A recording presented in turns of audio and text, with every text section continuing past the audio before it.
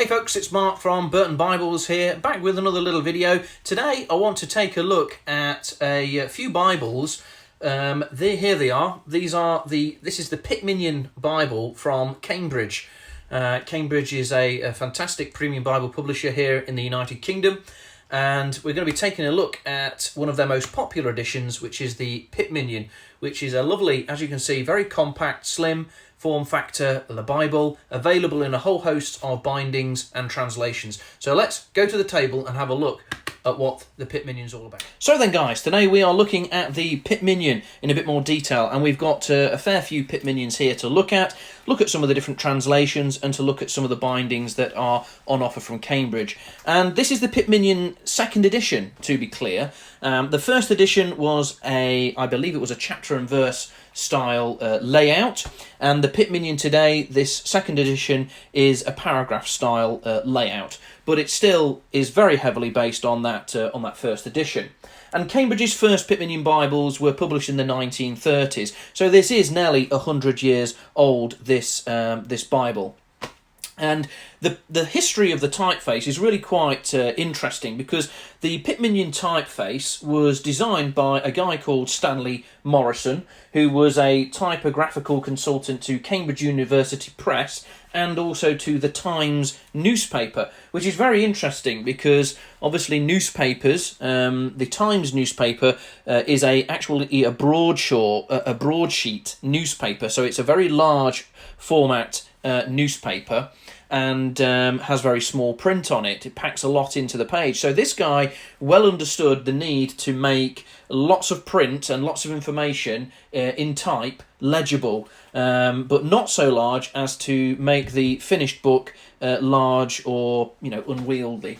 So getting this balance right was critical for him, and it's just as important today, and therefore the modern Pitt Minion Bibles are very slim, very compact, and as such they are very well received around the world, and it's a very popular Bible for Cambridge University Press.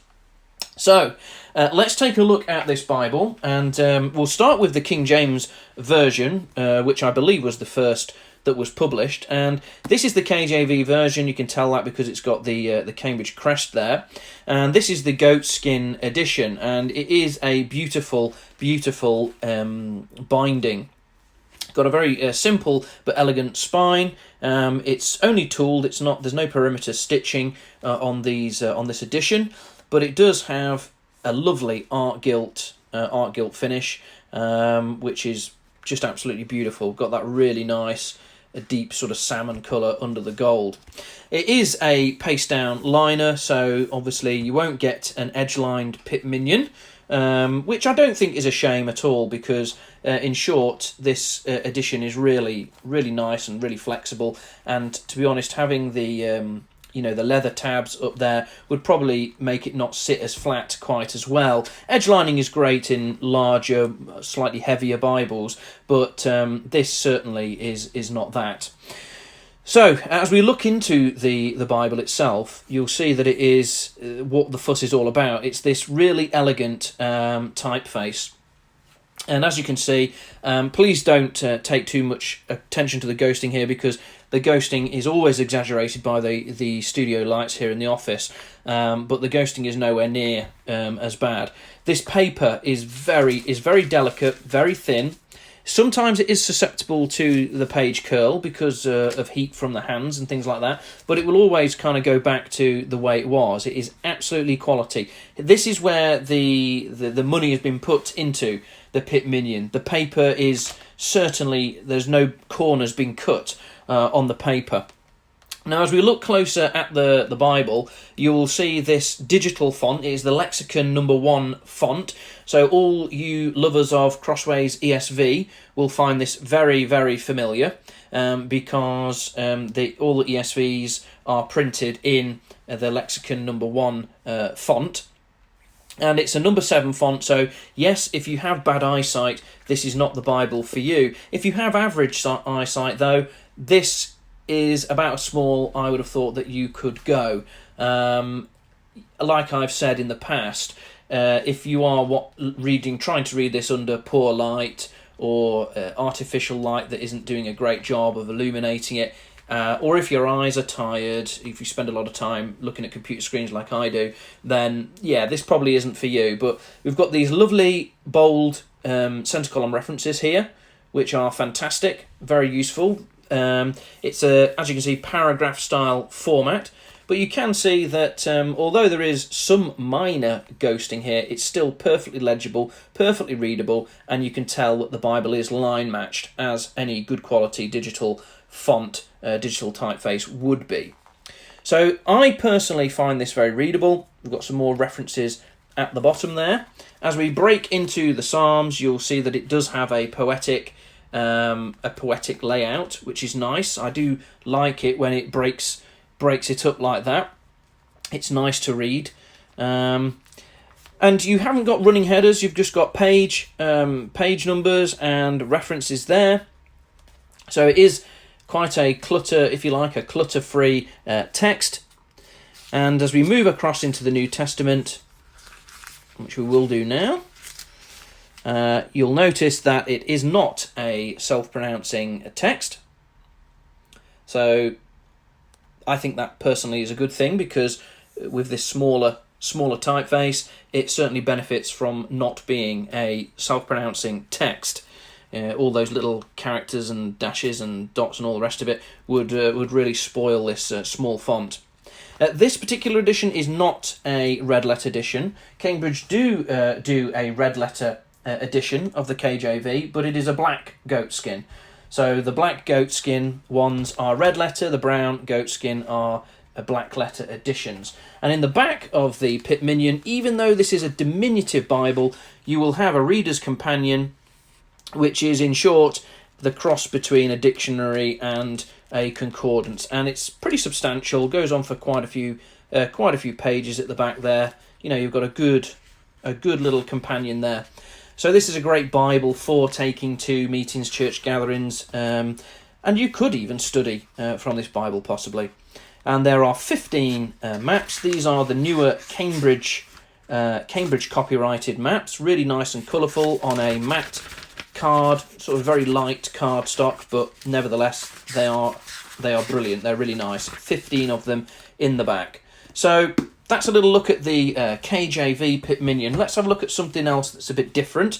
This is the Pitt Minion in the New American Standard Version. The New American Standard Version. So this is a version or a translation that isn't particularly common here in the UK, but you will see that you can get the Pitt Minion in 5 translations: the KJV, the New American Standard Version, the New King James Version, the New Living Translation, and the ESV, and also the NIV. So I think that's 1, 2, 3, 4, 5. No, that's 6, isn't it? So it's actually available in 6 translations. So surely a translation for everybody there.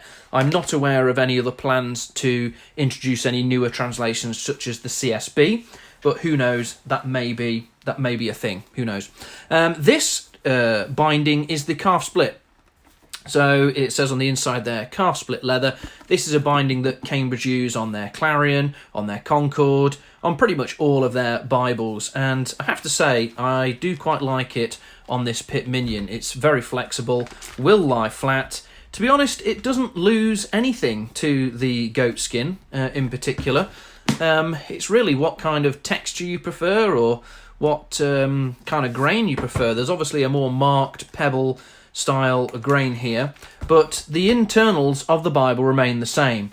Being a digital typeface, it's really easy to put in a new text, insert a new text into this digital typeface, and here is the New American Standard Version. Let's just have a look at the inside page. So it tells you the translation details there, and it looks like this is the 1995 NASB text edition. So I think that is still regarded as probably the best. It has been updated since. Some people aren't too happy with the updates, and a lot of people prefer the 95 edition. But you'll still find all the same things. This is a red letter edition. I will just check to see if it is available as a black letter edition. I don't know if it is, but we will soon find out. So NASB Pitt Minion There is no. It's a red letter. It's a red letter text. A red letter text. And in the back of this one, you won't have the Reader's Companion because that is for the KJV edition, but you will have the New American Standard Concordance for the Old and New Testament. So if that's familiar to you, that's exactly what you're going to get in this edition. And again, you'll get your Cambridge 15 Bible maps. But this cover, really nice. I really do like the calf split. Good sight cheaper than the goat skin as well. So, you know, something to bear in mind. Here is the New King James Version. So New King James Version, a little bit more common over here in the UK perhaps. Getting on for 30, well, I've got to be about 35 to 40 years old now, the New King James Version. It's a translation that I really like. You'll notice that it's very, very similar. It's identical. Just inserted that New King James text into the Bible. Or the page layout remains exactly the same. And we'll have a little look. There it says the NKJV. You'll notice that it is the older style logo that's in use here. And it's this is copyright 1995 from Thomas Nelson. In the back, you will, well, on this edition rather, you'll notice that it is a red letter. It's a bad place to turn. It is a red letter, but even though it's a small font, I do quite like the red letter here. It's still readable. It's not a particularly bold typeface anyway, so, you know, we accept that. But you'll notice that the paragraphs are broken up with little headers here, which is always nice to see. And in the back, you'll get this, probably familiar to, again, people who use the New King James Version. It is the concordance for the New King James Version. Quite condensed, nowhere near as prolific as the KJV version. Some of these entries just have one reference. But again, you're going to get your 15 Cambridge Bible maps, which are really nice. Just a quick note on ribbons. So far, we've got one ribbon in the KJV, by the looks of things. One ribbon in the New American Standard, and it looks like we've got two ribbons in the New King James. In fact, I'll just check the KJV again. Yeah, it's just the one ribbon in the KJV. So that is something to bear in mind if you like your ribbons. So let's carry on, and we'll now take a look at some really interesting editions, which are the New Living Translation and the ESV, the English Standard Version. There they are. And these are done in imitation leathers. And I am actually a big fan and supporter of these imitation leathers, and I wholeheartedly recommend that you go out and get some of these imitation leather ones, because they're really good value. Bearing in mind this is a full reference Bible with maps and stuff in the back. I would really recommend you check these out. I think they're around 50 or 60 pounds, so you know, they are really quite good value. We'll take a look at, this is one that we've looked at before. This is the ESV in imitation leather. I don't think they do it anymore in this particular colour scheme, so that's just something to bear in mind if you liked this particular edition. I know they do it. They do still do it, and they do it in a black two-tone as well, which is basically like a black and a grey sort of two-tone. So definitely check those out. This is the ESV. I think this is the 2007. The 2007 text edition. It's going to look very familiar. The thing I love about these imitation leathers is that they are so limp. They are really limp. I don't know why. I can only assume it's just the material is thinner or something like that. But they just lie flat. They lie flat anywhere. This is Genesis chapter 21, but it will probably lie flat from Genesis 1. And indeed, it does look like it will. So I really like the way this text block just flops over. Again, your poetic sections are going to be in a nice poetic layout. We'll just check that it's not a red letter edition. The ESV, in fact, is not available. Oh, yes, it is. A black or red letter. So you can get this one in a red letter edition. The calf split version is red letter. and the brown goatskin, the black goatskin is a red letter as well. So that's similar to the KJV. Browns tend to be black letters, black tends to be a red letter, which is really confusing. But there we go. So lovely, lovely Bible. Again, it's got that short concordance that you find in the back of most crossways. Not too many references there, so less helpful. The KJV certainly stands out as having the best